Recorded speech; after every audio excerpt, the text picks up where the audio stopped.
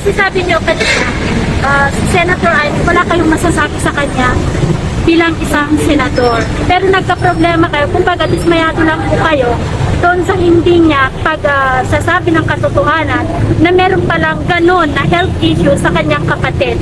Ipoboto niyo po pa rin po ba? Sino? Senator Amy Marcos. Yan, maganda pa niya. Speaking? Mula sa puso. So yan na nga, ito na nga. Marcos Loyales, sinara po ang mga DDS vlogger. Grabe po ito. Ang tapang po ni Kuya, mga kaibigan. At marami po itong siniwalat dito po sa pagharap niya sa mga DDS vlogger. At ayan, at sama-sama po natin itong panupuri. Na hindi maganda. Kung alam nyo man po na may bisyo ang ating Pangulo o yung kapatid nyo na ganon, dapat naman po hindi nyo na pinus na tumakbo siya ng Pangulo. Pagtaas ng bayarin ng tubig, pagtaas ng mga bilihin, pagtaas ng bigas, yan ang unahin ninyong solusyonan. Gawan nyo ng solusyon kung paano mapapagaang ang buhay ng mga mahihirap na mamayang Pilipino. Yun, wala tama po, kaming Kuya. mapapala sa mga Senate investigation ninyo. Yun. Yan ay pagsasayang lang ng pondo ng bayan at pagsasayang ng mga oras ng mga mamamayang Pilipino. Sana tugunan nyo ang tunay na suliranin ng bansang Pilipinas. Huwag kayong pumokus kay Ma'am VP Sara Duterte. Tama. Ngayon, okay, gusto nyong imbestigahan ang budget ng OBP. Imbestigahan din kayong lahat na may mga pondo. Lahat kayo sumalang sa investigasyon, transparency tayo. Huwag yung si Ma'am Sara lang ang binabanatan nyo. Bakit? Kayo may mga pondo rin ha. Imbestigahan nyo mga sarili nyo. Okay sir, proceed tayo doon sa ngayon kasi yung mga dating kalaban sa politika ni Bongbong Marcos like sila Pacquiao, sila Tolentino, naging kakampi na ngayon. Praise na praise pa 2 years ago nung sila'y nagpanakan ni Bongbong Marcos na ngayon. Diba si Pacquiao in-endorso na ni Bongbong Marcos bilang senador this coming election 2025. Ano po nakikita mo dito? Ang nakikita ko dyan, mga mangga. Mga mangga sila. Mga mangga gamit. Iipin nyo.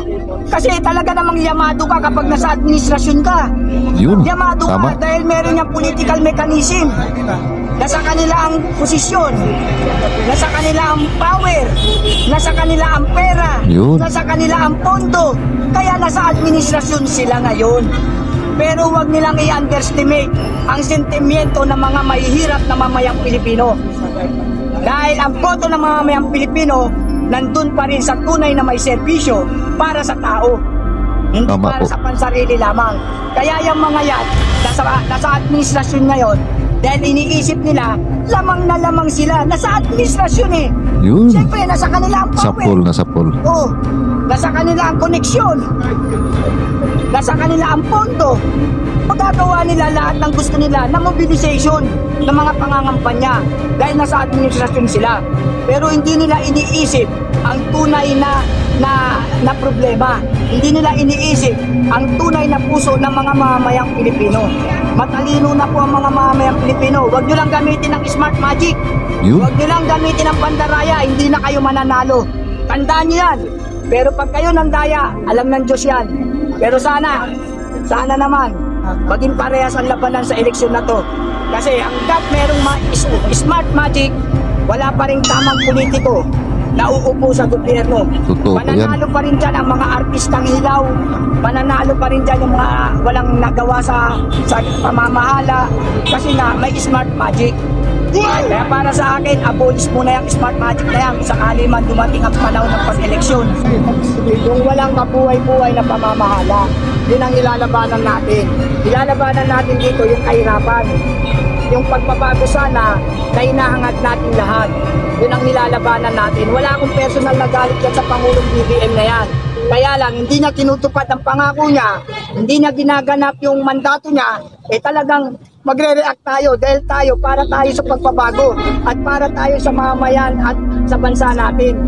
Yun ang hinihingi ng mga mamamayan, ang pagbabago ng antas ng ating mga pamumuhay, yung magandang pamamahala, hindi yung pangungurakot ang inuuna. Eh ngayon, puro sila nakapokus sa budget eh.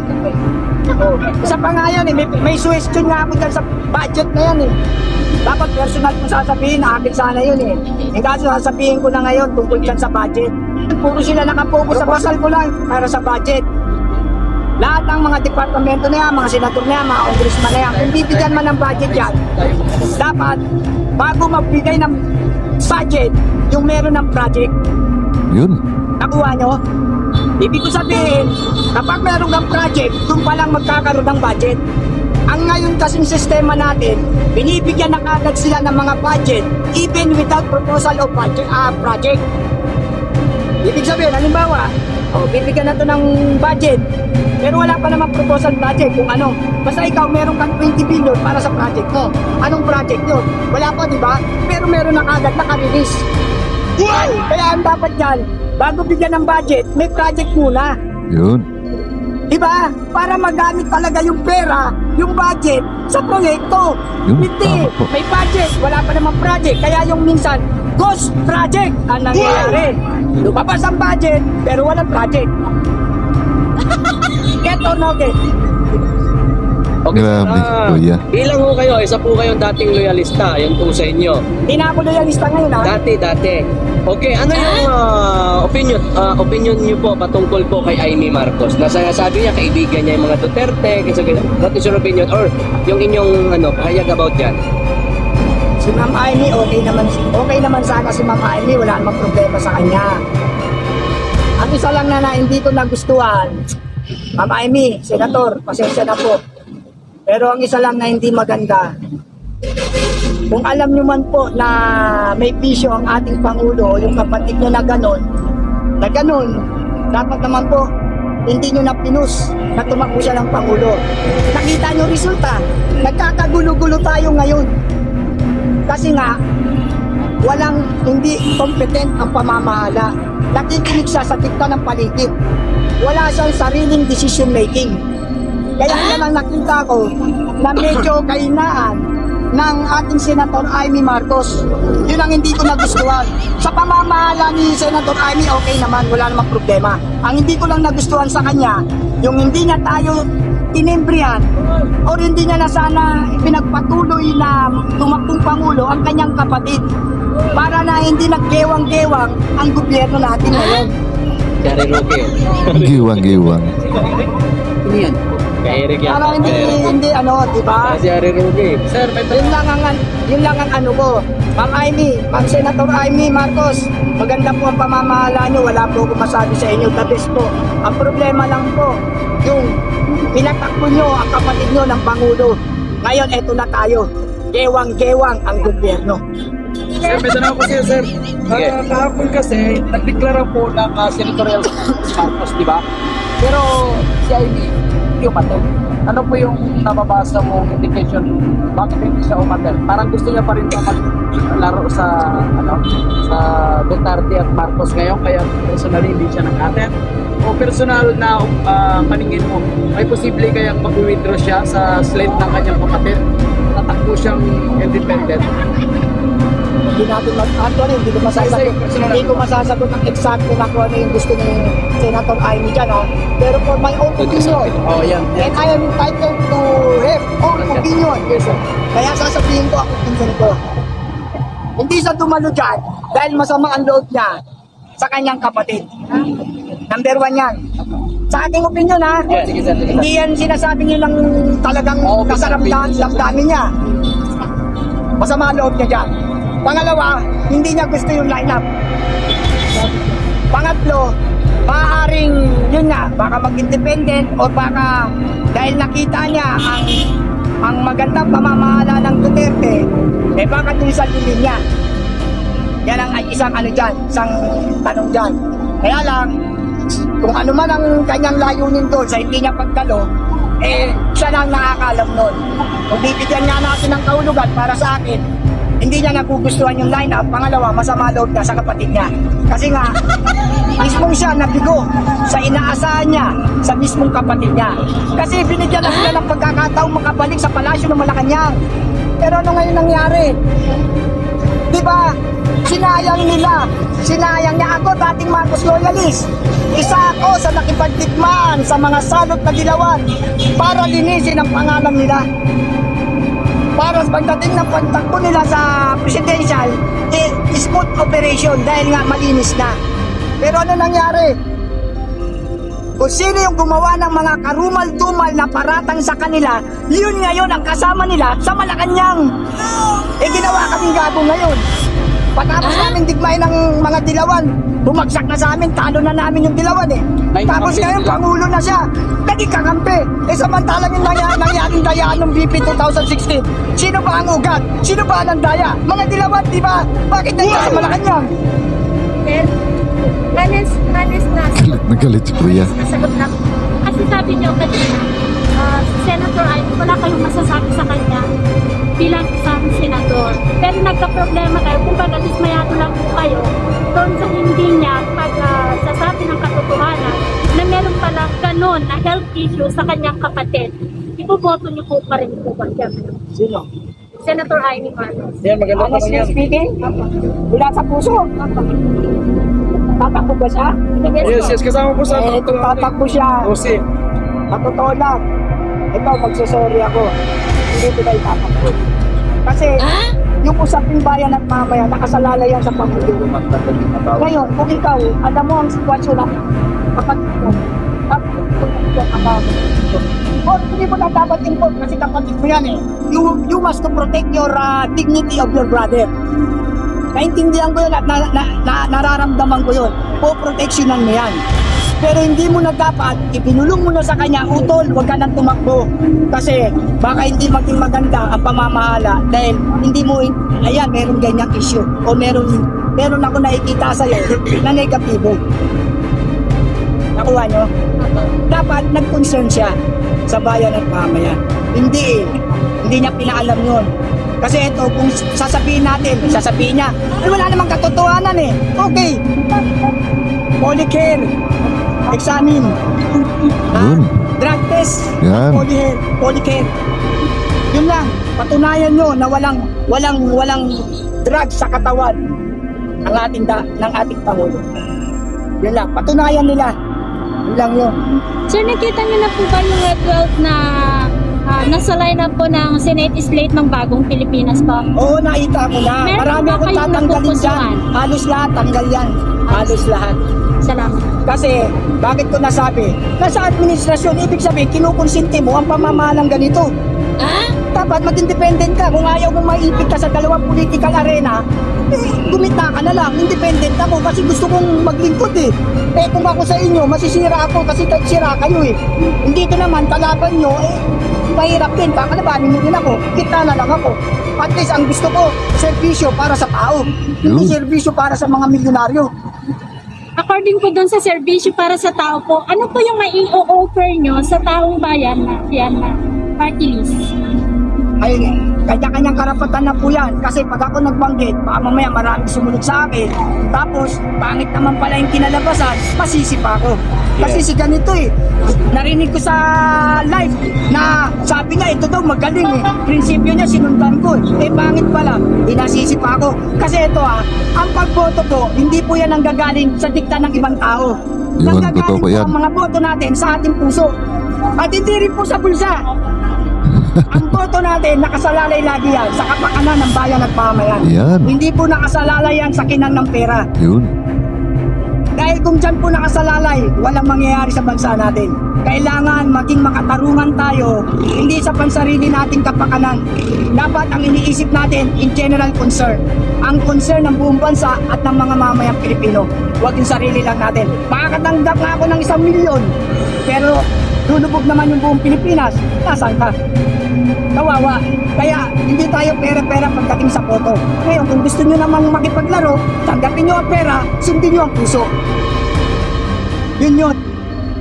Sabagay mga kaibigan, tama naman po dito si Kuya lalo po naghihirap ang ating pong bansa. Isa na rin po tayo sa gumawa po ng paghihirap ng ating bansa dahil nga sa yun na nga hindi natin pinairal yung pong tamang desisyon pagpili sa mga politiko na atin pong pinipili na umupo dyan at yun na nga dahil sa pera at ilang halaga lang po ng pera ang ating natanggap yun at pagka nakaupo po sila ay binabawi po nila. So yun na nga, marami po ang nangyayari na korupsyon sa ating pong bayan kaya lalo po tayong naghihirap ngayon. Tama po ito si Kuya, dapat po sundin po natin ang ating puso at titingnan po natin ang mga politiko natin pong iboboto na karapat-dapat po talaga yung pong para sa bayan po mga kaibigan, dahil ay kung palagi po natin itong gagawin na susundin po natin yung pira lamang, no, kung sino po yung malaki yun po ang ating iboboto. Tama po, no, ang sinabi ni Kuya na pagka nasa administrasyon ka nandoon na po yung power at saka yung pong pera, di ba? Marami nga dyan ang mga dumikit ngayon sa administrasyon dahil alam po nila pagdating po ng eleksyon ay meron po silang makuha na suporta galing po sa administrasyon. At yun nga, walang iba kung hindi po yung pera. At siyempre, yung pera gagamitin po nila para pambili po sa ating pong mga boto. So tama po, no, na pwede naman kunin po natin yung pera pero sundin po natin ang puso. Dahil yung pera naman po na binigay po na sa atin galing din po yan sa atin mga kababayan. Yung pong mga buwis po na atin pong pinaabot sa gobyerno, diba? Lahat po tayo meron pong ambag sa gobyerno, mahirap man mayaman meron po tayong ambag dyan sa gobyerno. Kaya yan po ang pera na kanilang ginagamit na minumudmud po nila sa panahon po ng eleksyon. Kaya isipin po natin mabuti mga kaibigan na para po sa ating pong bayan ang ating pong desisyon na tama sa pagpili ng ating pong mga ibuboto pagdating po ng eleksyon mga kaibigan. Ito nga, no, isa po siyang Marcos loyalist at pinaglaban nga po nila sa panahon po na sinisiraan po ang mga Marcos, lalo na po doon sa mga Pinglawan, di ba? Alam po naman natin kung gaano po nila sinisiraan itong mga Marcos. Kahit sa mga mainstream media dati, tinatawag po sila na diktador, anak ng diktador, di ba mga kaibigan? Pero ngayon, dahil sa nandyan na po sa kapangyarihan ang mga Marcos, hindi mo na maririnig yung pong tinatawag po sa kanila na anak ng diktador dyan sa mga mainstream media, di ba mga kaibigan? So ganun po kapawin pagka nandyan na po nakaupo, takot na po, no? Kahit na mainstream media, ewan ko kung takot o nabayaran. Yun naman po ang sabi po ng iba na nabayaran na po. Pero yun nga ay narinig lang natin, no? Hindi po natin yan kinukumpirma, pero base nga sa ating pong mga narinig dati, yun nga ang tawag sa kanila, anak ng diktador. Dahil yung pong dating presidente Ferdinand Marcos ay tinatawag nga na diktador mga kaibigan. Pero sa ngayon ay wala na pa, no? Hindi na po tinatawag na diktador itong pamilyang Marcos. So gano'n na po mga kaibigan, o gano'n na po sila ka-respetado sa ating pong bansa. Siyempre, bilang isang presidente, nirespeto po natin, pero karapatan din po natin na ipahayag kung ano po ang ating pong nakikita na mga mali po, no, na ginagawa. Dahil siyempre tayo po ang apektado ng mga simpleng mamamayan mga kaibigan. So kaya po, ano po inyong masasabi dito po sa mga pahayag ng dating loyalista? I-comment na lang po dyan sa ating comment section at hanggang dito lang po muna tayo. See you po sa next video ko at palagi lamang po tayo nag-iingat sa ating mga kababayan dyan, close moon business at Mindanao sa ating mga OFW. Ayan, at see you po sa next video ko. God bless all of us. Paki-like po ang ating video mga kaibigan.